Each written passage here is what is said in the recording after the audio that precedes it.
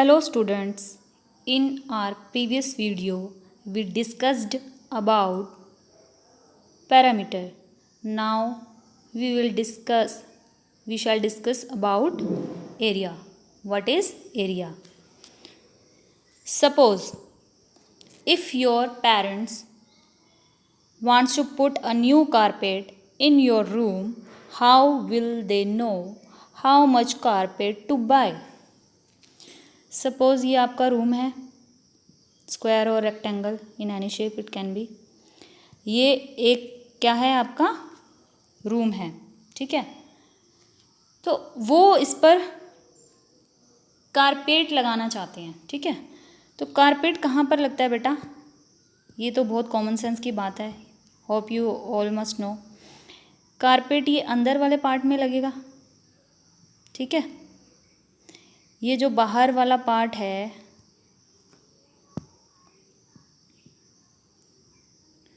ये जो बाहर वाला पार्ट है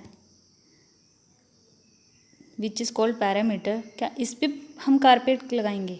नहीं ना, हम रूम के अंदर लगानी है कारपेट. कहाँ लगानी है? रूम के अंदर, ठीक है. So what we have to do, we have to. अब मार्केट से हम कितनी कारपेट लेके आए? This is also a question. तो उसके लिए हमें वो मेज़रमेंट के लिए हम क्या करेंगे? फाइंड करेंगे. तो कैसे फाइंड करेंगे? इस पार्ट को, जो रूम का ये वाला पार्ट है, इस पूरे पार्ट में अगर हम कारपेट बिछाना चाहते हैं तो इस पूरे रूम का ये वाला पार्ट हमें पता होना चाहिए.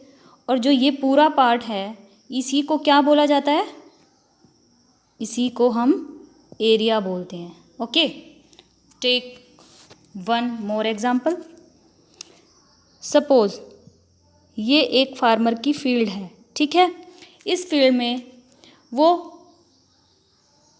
कोई फसल उगाना चाहता है. तो फसल क्या वो इस पैरामीटर वाले पार्ट पर उगाएगा? नहीं ना. वो फसल कहाँ उगाएगा? वो फसल इस फील्ड के अंदर यहाँ पर उगाएगा. क्या वो आधी फील्ड खाली छोड़ देगा? पूरी फील्ड में ऐसे ऐसे उगाएगा ना, ठीक है. तो जब फार्मर ने अपनी फील्ड यूज़ की, उसका अंदर वाला ये पार्ट यूज़ किया, अंदर वाला पार्ट जहाँ भी ये देखिए यहाँ पर ये पार्ट यूज़ कर रहा है ना वो फसल उगाने के लिए. तो ये पार्ट, ये जो अंदर वाला जिस पार्ट में उसने अपनी फसल उगाई है, इसी पार्ट को क्या बोलते हैं? इस फील्ड का, इसकी, इस किसान की, इस फार्मर की, इस फील्ड के इस पार्ट को ही हम क्या बोलेंगे? एरिया. ओके, आइए थोड़ा और अच्छे से समझते हैं. Area,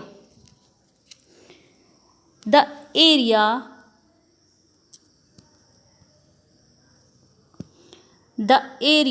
of a figure is the number of square unit that cover the surface of the closed figure.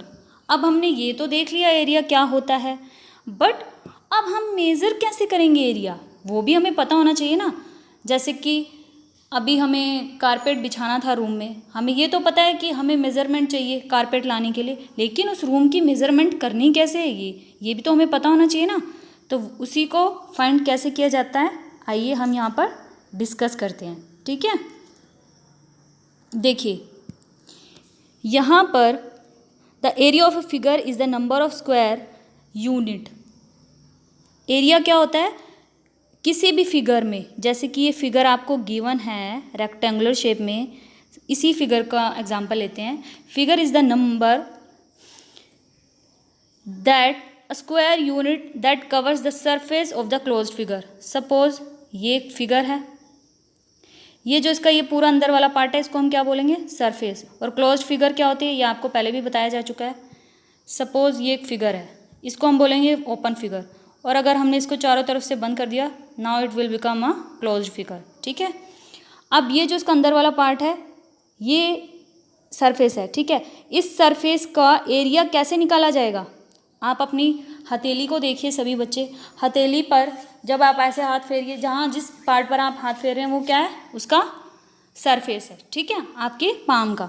Okay, now अब ये निकलता कैसे है एरिया? ये जो स्क्वायर यूनिट से बनता है ये, कि इसमें कितने स्क्वायर यूनिट फिट हो सकते हैं. स्क्वायर जैसे कि छोटे छोटे स्क्वायर्स बने हुए हैं ना, ये कितने बन सकते हैं इस फील्ड के अंदर, इस पर्टिकुलर फिगर के अंदर, वो हमें काउंट करने हैं। ठीक है, तो उससे हमें पता चल जाएगा कि इसका एरिया स्क्वायर यूनिट में, और हमेशा ध्यान रखना इसकी एरिया की मेजरिंग यूनिट क्या होती है, square unit. 1 2 3 4 5 6 7 8 9 10 and so on like this. कितना बना ये, 45 स्क्वायर यूनिट। अभी मैंने आपको बताया कि इसकी मेजरिंग यूनिट स्क्वायर्स में होती है, तो इसको हम क्या लिखेंगे, squares unit. Okay, hope it is clear. Area, a square unit is a unit that has 4 equal side। Square unit क्या होती है, पीछे हमने देखा था स्क्वायर यूनिट में होता है area, measuring unit square unit होती है। ये जो स्क्वायर है ना, ये जो स्क्वायर है, ये स्क्वायर की मेज़रमेंट कितनी होनी चाहिए, 1 सेंटीमीटर की होनी चाहिए, कि 1 सेंटीमीटर के कितने स्क्वायर्स उसके अंदर फिट हो सकते हैं। ठीक है, वंस हम इसको ऐसे भी लिख सकते हैं, स्क्वायर सेंटीमीटर, और हम इसको सेंटीमीटर की पावर 2 ऐसे भी लिख सकते हैं। ठीक है, area, the area of a figure is found by finding how many square units it take to cover its surface. अभी मैंने पीछे भी बताया आपको, सरफेस को कवर करने के लिए, सरफेस को कवर, इस फिगर का सरफेस, ये जो ग्रीन वाला अंदर पार्ट है ये सारा है, इस सरफेस को कवर करने के लिए 1 स्क्वायर यूनिट के कितने स्क्वायर्स यूज़ होंगे, या कितने स्क्वायर्स फिट हो सकते हैं इसके अंदर, वही क्या है, इसका एरिया है। वैसे इसका एरिया फाइंड करेंगे तो कितने फिट हो सकते हैं इसके अंदर, 1 2 3 4 5 6 7 8 9 10 11 12 13 14 15 16 17 18 19 20। तो यह क्या है, 20 स्क्वायर यूनिट। ओके, इसके अंदर कितने, इस फिगर के सरफेस के अंदर कितने स्क्वायर्स फिट हो गए, 20 स्क्वायर्स। तो इसका एरिया कितना हुआ, 20 square unit. Okay, now find the area of the figure. In figures का एरिया फाइंड करना है, ये बड़ा इजी है। क्यों, इसमें सिर्फ हमें स्क्वायर्स गिवन हैं और हम उनको क्या कर देंगे, हम उनको काउंट कर देंगे। देखिए इसमें, देखिए कितने हैं, 1 2 3 4 5 6 7 8 9 10 11 12 13 14। ये हाफ और ये हाफ मिलकर कितना हो गया, 15, एंड ये हाफ मिलकर 16। तो इसका आंसर कितना आया, 16 स्क्वायर यूनिट। ठीक है, हम इसको 16 स्क्वायर यूनिट भी लिख सकते हैं एंड 16 यूनिट स्क्वायर। ठीक है, जितना भी यूनिट्स में वो होगा। ओके, अब इसको देखिए, इसमें कितने हैं, इस तरीके से काउंट करके 27। कितने हैं, 27। जो हाफ है उनको हम 1 कंप्लीट कर लेंगे काउंट। 2 हाफ्स मिलके, सपोज हमारे पास ये स्क्वायर है, ये भी स्क्वायर है ना, इसका हमें हाफ करेंगे और हाफ को जॉइन कर देंगे तो वो पूरा कंप्लीट स्क्वायर बन जाएगा ना। तो ऐसे ही 1 2 3। ठीक है, और अंदर वाले आप काउंट कर लोगे तो आपको आंसर मिल जाएगा। इसमें सिंपली हमें क्या करना है, square number of squares count करने हैं और हमें एरिया फाइंड हो जाएगा इन फिगर्स का। इसमें कितने हैं, 30 स्क्वायर यूनिट्स, एंड इसमें 8 square unit. Okay, hope this is clear to you. Area of a square, square का एरिया क्या होता है, the area of a square is found by finding how many square units it take to cover its surface. जैसे कि अब area तो हमें पता चल गया, कैसे फाइंड करते हैं, सरफेस पर कितने स्क्वायर यूनिट फिट हो सकते हैं, दैट इज कॉल्ड एरिया। ठीक है, उसको एरिया को मेजरमेंट करने का वे आउट है वो। ठीक है, अब इसी तरीके से अगर हमारे पास एक स्क्वायर गिवन है, सपोज हमारे पास एक स्क्वायर गिवन है, उसका एरिया कैसे फाइंड करेंगे, बहुत सिंपल है। It can also be find या तो उनको काउंट करिए नंबर स्क्वायर जो गिवन है, अगर फिगर में गिवन है। सपोज़ अगर फिगर में गिवन ही नहीं है और सिंपल फिगर दे दी आपको, तब कैसे करेंगे? तब उसके लिए एक सिंपल सा फॉर्मूला है, ये भी साइड है और ये भी साइड और ये भी साइड एंड ये भी साइड, ये चारों साइड्स इक्वल होती हैं स्क्वायर में, हमें पता है। तो हम उनमें से 2 साइड्स को क्या कर देंगे? मल्टीप्लाई कर देंगे, ठीक है। हम उन दोनों को मल्टीप्लाई कर देंगे, उन दोनों साइड्स को, जैसा कि आप इधर देख सकते हैं, s मल्टीप्लाई s। तो एरिया क्या हो गया? s मल्टीप्लाई s, ठीक है। और हम इसको, जब हम एक नंबर को 2 बार ऐसे करके मल्टीप्लाई करते हैं तो हम इसको ये भी लिख सकते हैं, इसका स्क्वायर भी कर सकते हैं, ठीक है। Area of a square is, ठीक है, इसकी स्क्वायरिंग कर दी हमने, ठीक है।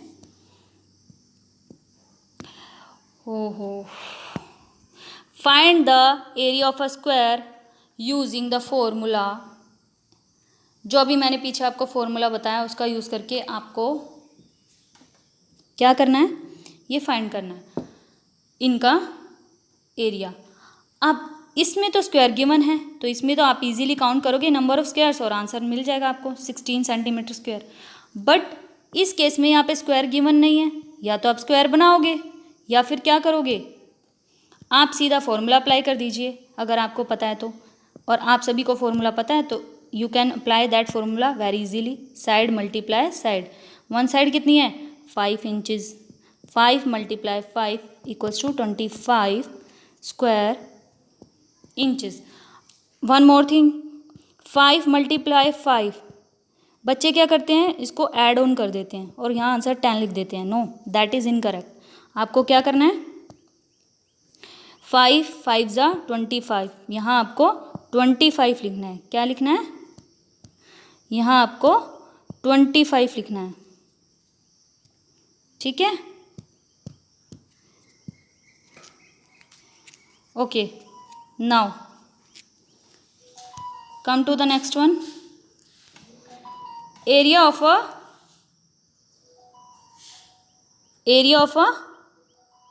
रेक्टेंगल। रेक्टेंगल का एरिया फाइंड कैसे करना है? वो भी सेम एज इट इज़ ऐसे ही फाइंड करना है। सपोज ये रेक्टेंगल है, इसमें ये लेंथ हो गया, ये विड्थ हो गया और it can be breadth also, ठीक है। इसमें हम क्या करेंगे? अगेन एरिया कैसे फाइंड करते हैं? Side multiply side. स्क्वायर में दोनों साइड्स इक्वल थे तो हमने साइड मल्टीप्लाई साइड लिखा, लेकिन यहाँ पर लेंथ अलग है, विड्थ अलग है, तो हमने इसको क्या लिख दिया? L multiply width. Okay, hope it is clear to all of you. Now find the area of a rectangle using the formula. अभी जो फॉर्मूला मैंने आपको बताया है, L multiply width, length multiply width, वो यूज़ करके आप इनका इजीली क्या निकाल सकते हैं? एरिया फाइंड कर सकते हैं। और एरिया फाइंड करके अपनी नोटबुक में ये क्वेश्चन सॉल्व भी करने हैं, ठीक है।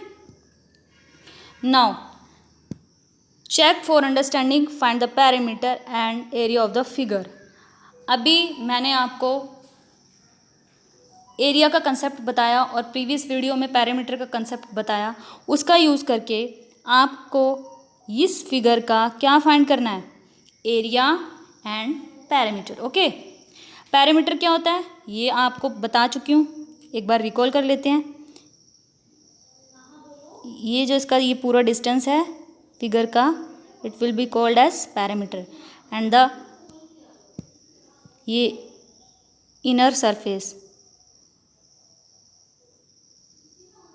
ठीक है, इसमें कितने स्क्वायर यूनिट फिट हो सकते हैं, that will be area. Okay, the whole area find क्यों करते हैं हम?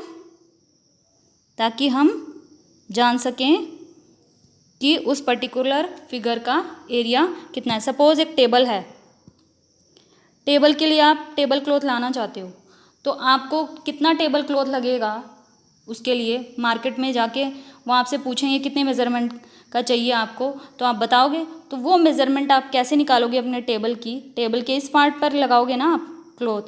तो ये जानने के लिए आपको क्या पता होना चाहिए? उसका टेबल का एरिया पता होना चाहिए, सरफेस का, ठीक है ना। तो इसीलिए ये जो मैथमेटिक्स हैं हम डेली लाइफ में कैसे यूज़ करते हैं ये आप समझ गए होंगे। एरिया और पैरामीटर का कंसेप्ट, पूरा मैथमेटिक्स हमारे डेली लाइफ से ही क्या है, कनेक्टेड है। Okay, hope this is clear to all of you. Bye bye for today.